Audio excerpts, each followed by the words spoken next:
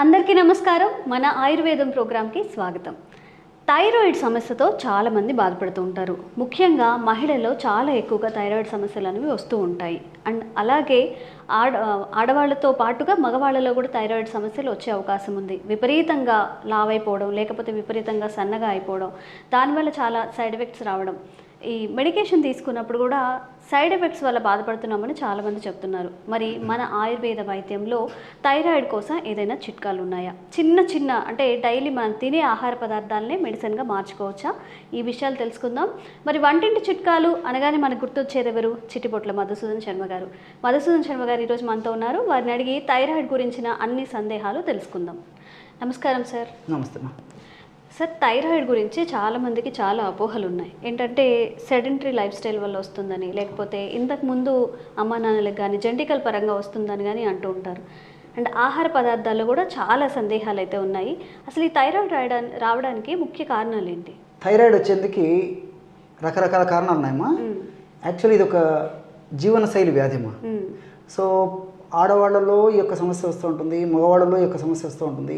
కానీ ఎక్కువ శాతం మందిలో ఆడవాళ్ళలోనే ఎక్కువ వస్తుంటుంది. ఈ థైరాయిడ్ అనేది యాక్చువల్గా ఏమంటే గొంతు భాగంలో ఒక సీతాకోక చిలుక ఆకారంలో ఒక గ్రంథి ఉంటుందమ్మా, గ్రాండ్ ఉంటుంది. ఆ గ్రాండ్ పని సమర్థత లేకపోతే ఆ యొక్క పరిస్థితిని థైరాయిడ్ సమస్య అంటారమ్మా.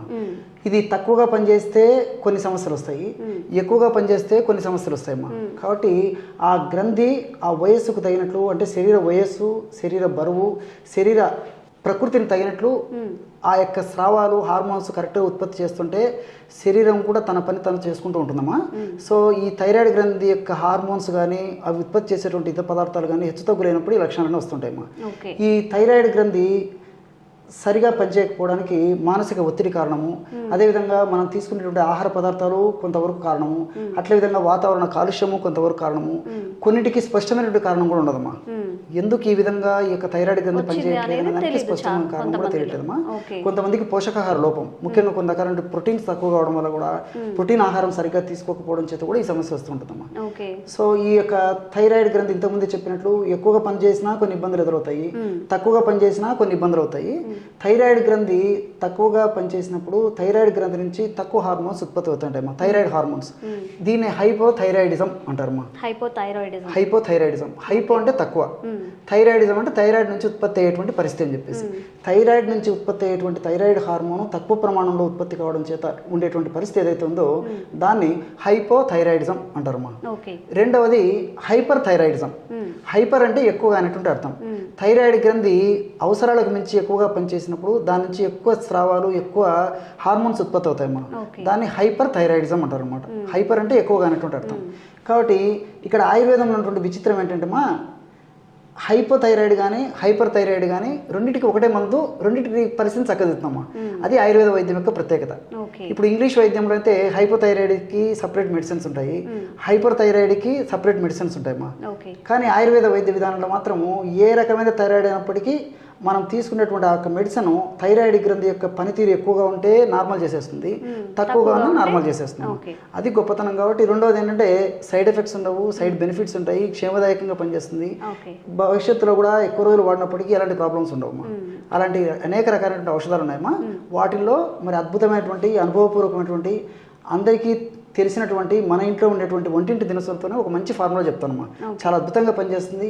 ఎంతోమంది వాడి సత్ఫలితాలు పొంది చక్కటి ఫీడ్బ్యాక్ ఇచ్చిన తర్వాతనే మరి మీరు అడిగారు కాబట్టి మన ప్రేక్షకుల కోసం వాళ్ళకందరికీ కూడా నేను తయారు చేసి కూడా చూపిస్తానమ్మా. ఓకే డాక్టర్ గారు, దీనికన్నా ముందు ఒక చిన్న సందేహం. థైరాయిడ్ ఉన్న వాళ్ళలో క్యాబేజ్, కాలీఫ్లవర్ ఇవన్నీ తినొద్దు అని చెప్తుంటారు. నిజంగా వాటిని అవాయిడ్ చేయాల్సిన ప్రాధాన్యత ఉందంటారా? నిజంగా చాలా చాలా మంచి ప్రశ్నమ్మా. నిజంగా దైనందిన జీవితంలో మా ప్రాక్టీస్కు వచ్చేటువంటి పేషెంట్స్లో కూడా థైరాయిడ్ పేషెంట్స్ చాలా మంది అడుగుతుంటారమ్మా. మరి మీరు చాలా మంచి ప్రశ్న అడిగారమ్మా. ఇది మరి వేలాది మందికి, లక్షలాది మందికి కూడా ఈ యొక్క సందేహం నివృత్తి అయ్యడానికి ఉపయోగపడుతుంది. ఈ క్యాబేజీ, క్యాలీఫ్లవర్, సోయా థైరాయిడ్ వాళ్ళు వాడకూడదని చెప్పేసి కొంతమంది, వాడొచ్చు అని చెప్పేసి కొంతమంది, రకరకాల అపోహలు, అనుమానాలు, సందేహాలు ఉన్నాయమ్మా. దీంట్లో క్లారిటీ చాలా మందికి లేదమ్మా. సో వాటికన్నిటికి నేను క్లారిటీ చేస్తాను తల్లి. సో ఈ యొక్క క్యాబేజీ, క్యాలీఫ్లవరు, అదేవిధంగా సోయాబీన్స్లో గాయిట్రిన్స్, అదేవిధంగా థయోసైనైడ్స్, ఫ్లేవనాయిడ్స్ అని చెప్పేసి రసాయన పదార్థాలు ఉంటాయమ్మా. గాయిట్రిన్స్, థయోసైనైడ్స్, ఫ్లేవనాయిడ్స్, ఈ మూడు పదార్థాలు ఉంటాయి. అంటే క్యాబేజీలు ఉంటాయి, క్యాలీఫ్లవర్లు ఉంటాయి, సోయాలు ఉంటాయి. కానీ ఈ యొక్క గాయిట్రిన్స్ వచ్చేసి అయోడిన్ని థైరాయిడ్ గ్రంథికి దగ్గరికి పోనివ్వకుండా అడ్డుకుంటాయమ్మా. అదేవిధంగా ఈ ఫ్లేవనాయిడ్స్ వచ్చేసి థైరాయిడ్ హార్మోన్ సరిగ్గా ఉత్పత్తి చేయకుండా ఫ్లేవనాయిడ్స్ ఇది చేస్తాయి. తర్వాత మూడోది వచ్చేసి థయోసైనైడ్స్ అమ్మా. థయోసైనైడ్స్. ఆ థయోసైనైడ్స్ మెదడులో టీఎస్హెచ్ అని చెప్పేసి ఒక హార్మోన్ ఉత్పత్తి అవుతుందమ్మా. ఆ హార్మోన్ థైరాయిడ్ స్టిమ్యులేటింగ్ హార్మోన్ సరిగా ఉత్పత్తి కాకుండా ఆ ఉత్పత్తి అయినటువంటి హార్మోన్ కూడా థైరాయిడ్ గ్రంథిని చేరకుండా అడ్డుకుంటుందమ్మా. సో థయోసైనైడ్స్ కాబట్టి గాయిట్రిన్స్ థైరాయిడ్ గ్రంథిని దెబ్బతీస్తాయి, థయోసైనైడ్స్ ఈ థైరాయిడ్ గ్రంథిని దెబ్బతీస్తాయి. అందులో ఉన్నటువంటి ఫ్లేవనాయిడ్స్ ఈ క్యాబేజీ, క్యాలీఫ్లవరు, సోయాలు ఉన్నటువంటి ఈ ఫ్లేవనాయిడ్స్ కూడా థైరాయిడ్ గ్రంథిని దెబ్బతీస్తాయమ్మా.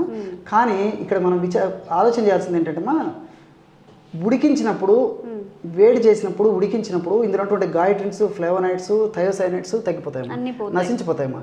కాబట్టి ఉడికించినటువంటి పదార్థాలు కొద్దో గొప్ప ఎప్పుడో ఒకసారి వాడుకోవడం వల్ల ఇబ్బంది ఉన్నది, కానీ మరీ పూర్తిగా నోరు కట్టుకుని అవాయిడ్ చేయాల్సినటువంటి అవసరం అయితే లేదమ్మా. ఇప్పుడు మనం క్యాబేజీ పచ్చివి తీసుకోము, సోయా పచ్చివి తీసుకోము, క్యాలీఫ్లవర్ పచ్చివి తీసుకోము, ఇవన్నీ ఉడకబెట్టే కదమ్మా తీసుకునేది.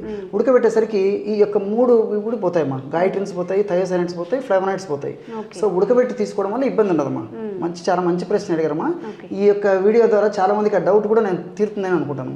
అలాగే ఈ రోజు మరి మాకోసం ఆ చిట్కా ఏంటో చెప్తారా థైరాయిడ్ తగ్గడానికి? తప్పకుండా.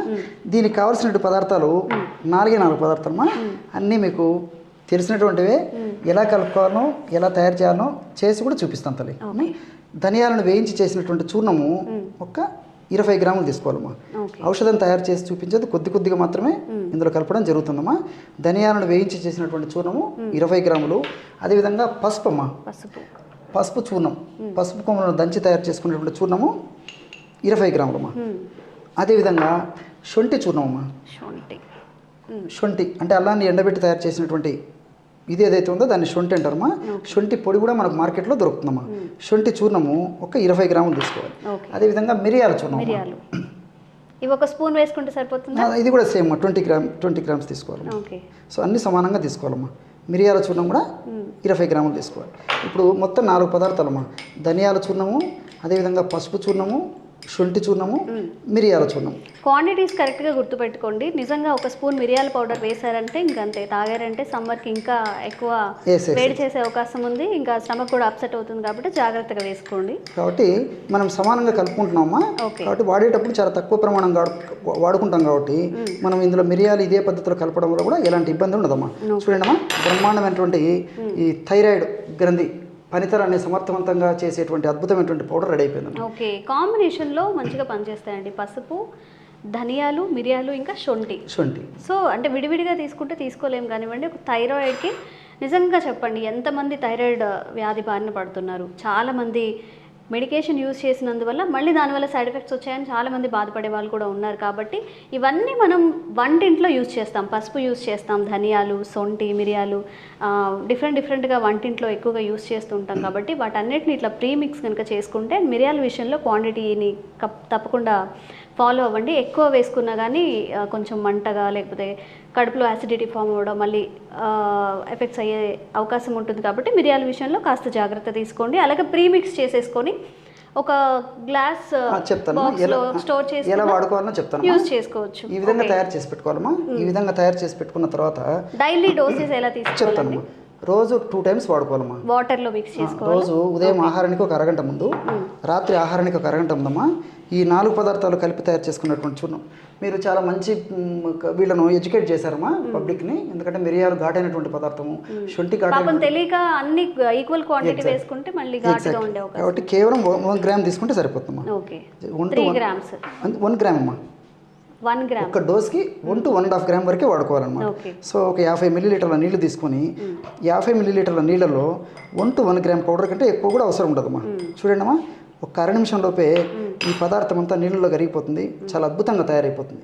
సో థైరాయిడ్ సమస్యకి చాలా అద్భుతమైనటువంటి పానీయం రెడీ అయిపోయింది. ఒక్క శొంఠి తప్ప ధనియాలు, మిరియాలు, పసుపు అనేవి మనం మసాలా దినుసులుగా యూజ్ చేస్తాము, ఎక్కువ కూరల్లో కూడా యూజ్ చేస్తాము.